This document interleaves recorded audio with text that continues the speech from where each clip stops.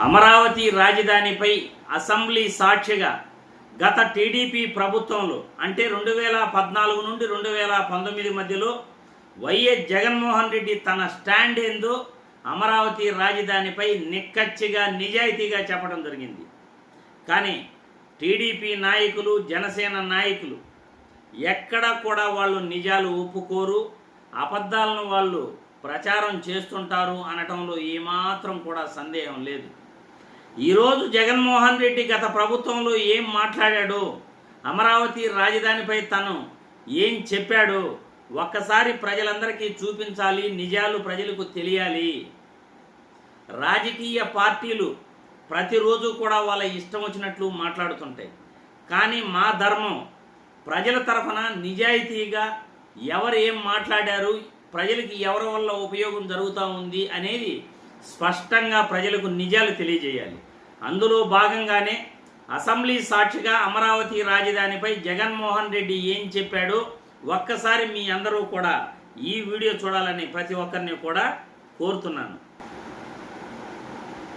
హైదరాబాద్లో ఏం చేశాం, ల్యాండ్ గవర్నమెంట్ ఉంది, గవర్నమెంట్ ల్యాండ్లో మనం కంపెనీలకు ఇచ్చాం, లేకుంటే డెవలప్మెంట్ స్టార్ట్ చేసాం. దానివల్ల చాలా మంది వచ్చి పెట్టుబడులు పెట్టారు, ప్రైవేట్ ల్యాండ్ కూడా కొనుక్కున్నారు. విజయవాడ పెట్టండి, గుంటూరు పెట్టండి, ఇంకో చోట పెట్టండి, ఇంకో చోట పెట్టండి, ఎవరికి అభ్యంతరాలు లేవు.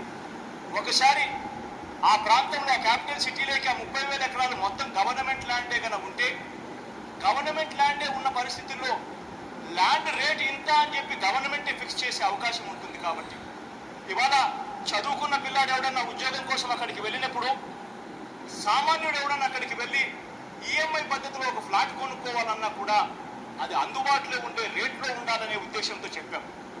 ఎవరైనా అక్కడికి వెళ్ళి ఉద్యోగం చేసుకునే దానికి అక్కడికి వెళితే అక్కడ రెంట్లు కట్టుకోవాలంటే ఆ రెంట్లు అందుబాటులో ఉండే పరిస్థితి రావాలి. కాబట్టి ఆ మొత్తం 30,000 ఎకరాలు గవర్నమెంట్ ల్యాండ్ అయితే ఏ రేటు ఎక్కడ ఎంత ఉండాలి అని డిసైడ్ చేసే అవకాశం గవర్నమెంట్కి ఉంటుంది. కాబట్టి గవర్నమెంట్ భూమి కాబట్టి ఆ పద్ధతిలో చూడండి అని చెప్పి చెప్పడం జరిగింది. అమరావతిలో ప్రైవేట్ ల్యాండ్, గవర్నమెంట్ ల్యాండ్ లేదు, ఒక్క ప్రైవేట్ ల్యాండే ఉంది.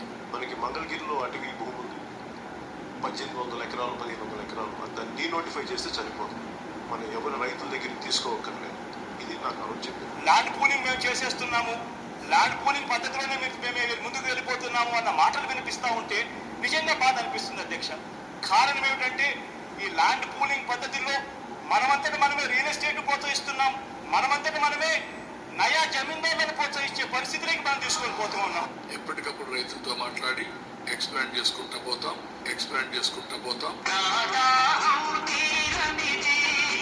అమరావతి విస్తరణ కోసం మరో 50,000 ఎకరాలు కావాలని నీ సొంత బినామీల ఆస్తులు పెంచుకునే కార్యక్రమం పక్కన పెట్టి రాష్ట్ర ప్రజల గురించి ఆలోచన చేయి. కావాలంటే విజయవాడ గుంటూరు మధ్యలో ఎన్హెచ్ దగ్గర నాగార్జున యూనివర్సిటీలోనో లేకపోతే ఒక 500 ఎకరాలు అక్కడ గుంటూరు విజయవాడ మధ్యలో ఎక్కడో ఒకసారి తీసుకొని 500 ఎకరాలను కట్టాల్సిన బిల్డింగ్ ఏదో కట్టు, అయిపోతుంది. విజయవాడ గుంటూరు ఎప్పుడో ఒకసారి కలుస్తాయి. నువ్వు చేసే పనికి విజయవాడ గుంటూరు రియల్ ఎస్టేట్ ఇప్పటికే డమాన్ అయిపోయింది. జగన్మోహన్ రెడ్డి గారు, చంద్రబాబు నాయుడు గారు ఎవరు చెప్పినా వినడు. తన సొంత లాభం ఉన్నందే ఆయన ఏ పని కూడా చేయడు. ఆయన అనుకున్నది అమరావతి రాజధానిలో ముందుగానే ప్రీ ప్లానెడ్గా భూములు కొనుక్కున్నారు. కాబట్టి అమరావతి రాజధానిలోనే ఆయన ప్రైవేటు భూములను కొనుక్కొని రియల్ ఎస్టేట్ వ్యాపారం చేసుకోవాలనుకున్నాడు. కాబట్టే ఆయన అక్కడ రాజధాని అనుకున్నాడు. జగన్మోహన్ రెడ్డి చెప్పినా, కేంద్రం చెప్పినా, ఇంకెవరు చెప్పినా చంద్రబాబు నాయుడు వినడు.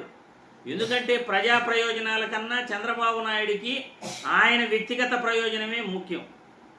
చాలామంది కూడా అంటుంటారు, ఆ రోజు నువ్వు అసెంబ్లీలో ఒప్పుకున్నావు కదా అమరావతికి. ఎప్పుడు ఒప్పుకున్నాడు చూశారు కదా. ప్రభుత్వ భూములు ఏదైనా ఉంటే 33,000 ఎకరాలలో మాకు అభ్యంతరం లేదు, మీరు ప్రైవేటు భూములు రైతుల దగ్గర కొనుక్కొని రియల్ ఎస్టేట్ వ్యాపారం చేసుకుందాము అనుకుంటే దానికి మేము ఒప్పుకోము. సామాన్యుడు అక్కడ భూమి కొనుక్కోవాలన్నా, సామాన్యుడు అక్కడ రెంట్కు ఉండాలన్నా, సామాన్యుడు అక్కడ బ్రతకాలన్నా కానీ కష్టమే అవుతుంది. కాబట్టి ప్రభుత్వ భూమి కానీ ఉంటే సామాన్యుడు భూమి కొనుక్కునేడానికి వీలవుతుంది, సామాన్యుడు బతకడానికి వీలవుతుంది, రియల్ ఎస్టేట్ వ్యాపారం జరగదు అని ఖచ్చితంగా ఆ రోజే జగన్మోహన్ రెడ్డి తన స్టాండ్ను తెలపడం జరిగింది. కానీ దుష్ప్రచారం, టీడీపీ నాయకులు జగన్మోహన్ రెడ్డి మాటలను దుష్ప్రచారం చేశారు. ఆ రోజు అసెంబ్లీలో ప్రతిపక్ష నాయకుడిగా జగన్మోహన్ రెడ్డి మాట ఏ ఒక్కరూ కూడా మీరు వినలేదు. రైతుల దగ్గర బలవంతంగా భయపెట్టి భూములు లాక్కున్నారు 33,000 ఎకరాలు. ప్రభుత్వ భూమి ఉంటే రాజధాని కట్టచ్చు అని అందరూ అంటారు. కానీ ప్రైవేట్ భూముల్లో రాజధాని కడతాము అని అంటే మీరే, మీ టీడీపీ నాయకులే భూములు ముందుగా కొనుగోలు చేశారు.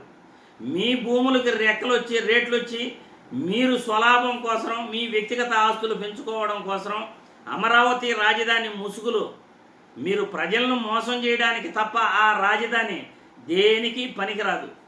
కొద్దిపాటి వర్షం వస్తే ఆ రాజధాని ప్రాంతం పూర్తిగా మునిగిపోతుంది.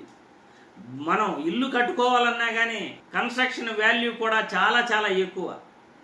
అటువంటిది ఆ 3 పంటలు పండే భూములు, దిగబడే భూములో రాజధాని కడతాను అని చంద్రబాబు నాయుడు ప్రజల్ని పక్కదారి పట్టిస్తూ తన సొంత స్వలాభం కోసం ఆస్తుల విలువ పెంచుకోవడానికి ఆయన రాజధాని అన్నాడు తప్పనిచ్చి, ఆ రోజు జగన్మోహన్ రెడ్డి అసెంబ్లీలోని క్లియర్గా తన యొక్క అభిప్రాయాన్ని, వ్యక్తిగత అభిప్రాయాన్ని క్లియర్గా రాష్ట్ర ప్రజలకు అసెంబ్లీ సాక్షిగా చెప్పడమైనది.